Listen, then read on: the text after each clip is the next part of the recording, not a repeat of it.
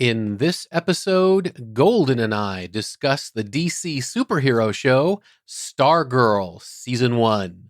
Full speed ahead.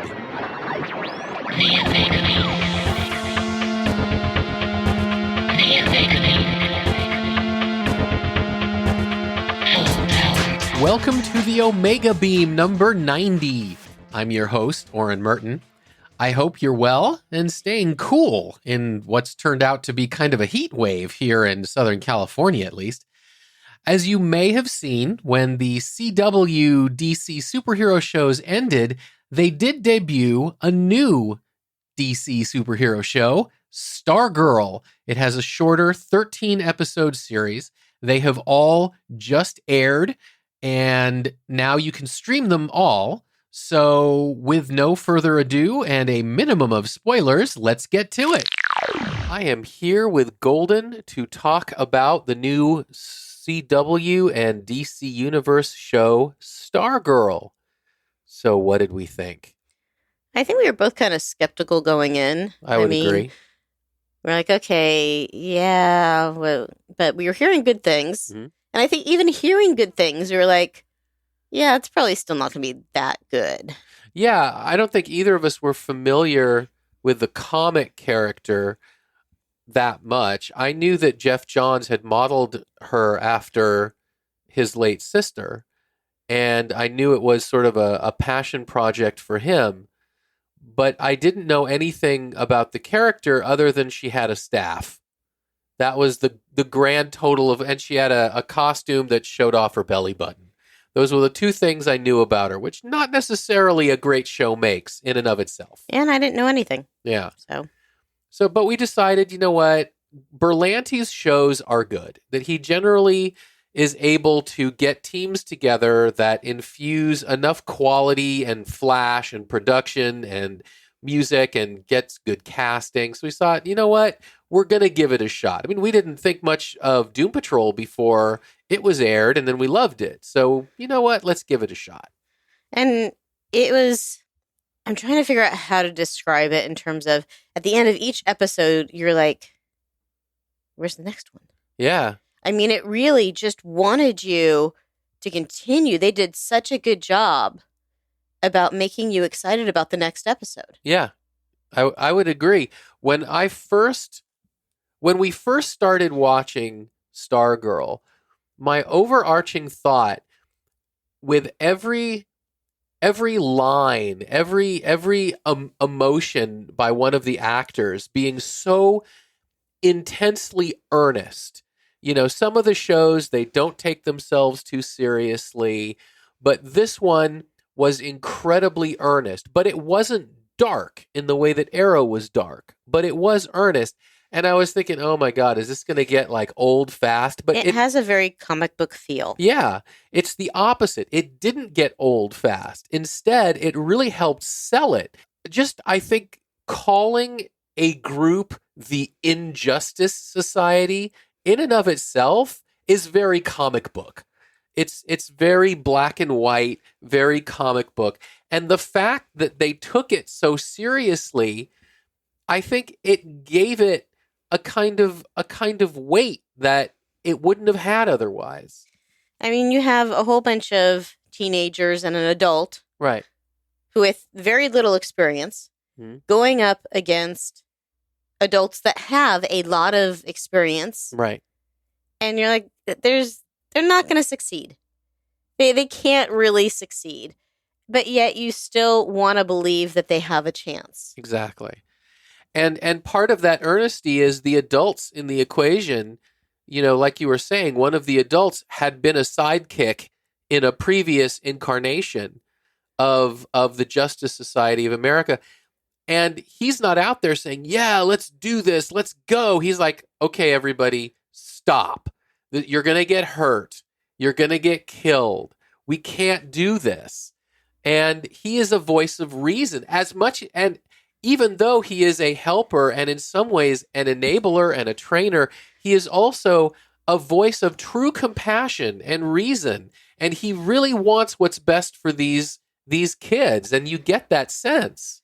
And I think that you also have this like shift and I'm gonna, having just rewatched, Infinity War and Endgame, Mm-hmm.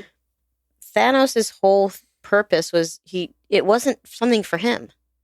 It was killing half the living creatures allowed the universe to survive. The overpopulation, the overcrowded, all of that. And here you have another villain, and I'm not going to say exactly what the scheme is. Yeah, but that'd be too much of a spoiler. But in all honesty, this scheme really, at its heart, is doing what he thinks is good and for the best for the people. Right. I think that's a great point. And I think one of the things that some of these more complex superhero stories, and it is, I think it is really amusing that for all that the characters may be, very earnest and very simple, the actual plot of what is going on is relatively complex. And one of the things that I think makes it interesting is when you get into these issues of, if the goal isn't necessarily wrong, does the means to get there make it wrong? And they play around with that. They do, in a great way. They play around with that. But then again, you also have villains that no, they just would rather maim and kill. That's right. fine. There's always some of that. But yeah, I mean, there's a wonderful moment where one of the hero team sort of gets information and sort of says, "Are we on the right side of this?" I thought that was something that legitimately someone in that position would wonder, because it isn't as black and white as, we are the evil group of evil that does evil. Mm-hmm. So, they do play with that, and as much as it is this kind of comic booky thing, they do bring in just enough reality to make it to make it complex. And I do think we have to give a lot of credit to an actress that I'd never heard before, Breck Bassinger, no relation to the Bassinger, probably. I don't know. Is that I don't how know. Bassinger? Yeah. No relation. If to, you happen to listen to this, Yeah. please, just drop us a line, let us know, because we want to say your name right. And we do. We didn't look it up beforehand. I apologize. No relation to Kim Bassinger. I gotta say, this is the first thing I've ever seen her in, and she's fantastic. Yeah. She pulls off the emotion. She pulls off making this character in this kind of incredibly comic booky environment really believable. Yeah, and it's not just her. You have Everyone. Yes. Yeah, the actress playing Wildcat. Mm-hmm. I mean, each one of them, in their own way, is isolated, and they're looking for that family. Right. Even if they don't think that they're looking for a family. Right, they are. I think there were things that you wanted to see resolved during the show. Mm-hmm. And one of them has to do with Yolanda Montez's trauma from a previous year. Yeah. And it never really gets resolved the way that I wanted to see it resolved. But I feel like it got resolved in another way. Right. I would agree with that. Yeah. And there's this another sort of sub arc is it's a found family that the protagonist family that Courtney's family, Courtney Whitmore's family, is a family of sort of two families being integrated through marriage. So she has a stepbrother, she has a stepfather, and it's about how over the course of a season they kind of grow from being two families shoved together where the husband and the wife obviously are in love, but everyone else is just sort of put there. There's also, talking about character development and characters just making wise decisions. Yeah. Although it kind of led to a not wise decision, but Barbara Whitmore, the one that plays her mom, the character, at one point she's confronted with something. It's like, okay, this is what this person's telling me. This is what this person's telling me. And she kind of goes to this place and is like, okay, everyone's just going to shut up. I'm going to go lock myself away and I'm going to figure this out for myself. I'm not going to have this person convince me or this person convince me. I'm going to do my own research. Right. And I think that was a really it really shows that, especially in this day and age when there's so much information coming at us, that it's good to look at the sources. Right. Look at, what does that source want? Mm-hmm. Is this a valid source? And where do I get to make my own decision? I agree. I think that was wonderful. And along those same lines, clearly this show is geared not just towards, but it is geared to a younger audience, to get people maybe in high school into it and stuff like that. And one of the things I think that we see them do, which is brilliant and beautiful, is planning and research. And, you know, one of the characters is basically an AI who gives them lots of information. And I think it's really good to see young people being smart. Now, that's not to say that everything they do is brilliant. And of course, they're still teenagers. Yeah. And they're still making teenage decisions. Absolutely. But the fact that they're willing to plan and that they understand the value of research and information, I think it's a very good lesson for people who are into this stuff. And you have a couple of the characters that are really angry characters. Right. There's a lot of resentment and there's a lot of anger inside them. And watching them develop and get to that next level, I don't want to say exactly how and what that is. Right. Was really wonderful to see, especially in the very last episode. Yeah. And that's a great point as well. You'd mentioned that every episode made us want to watch the next one. I think they started good, but I think they continually, each episode was better than the one previous. It just kept getting better through the season. And I think you had things that happened that you're like, did they just do that? Yeah. That's not how a TV show's supposed to play it out. Right. I mean, something happens with one of the villains and I'm just like, really? Wow. Okay. And then another thing happens with the villains and I'm like, nah, there's no way that's going to stick. Yeah. But yet they stuck to it. Yeah. I mean, for all that it's overly earnest, comic booky, etc., it takes chances. You know, for all that this may play into tropes, it also takes those tropes and does its own thing with it. And I think we kind of need more of that. You know, I think a bunch of the CW superhero shows have gotten a little bit maybe tired as they've gone on for season after season after season. The characters are still great, but some of the shows, some of the arcs maybe have become a little bit less interesting over time as they just say, well, what can we do this time to make it different? But here they really took chances, and I think they all paid off. And I'm looking at like the cast right now, and I'm realizing that there's one character I wanted to know more about and what happened to him. And we didn't actually get that answer in the last episode. So that'll be interesting. I'm gonna show you who it is. Yeah.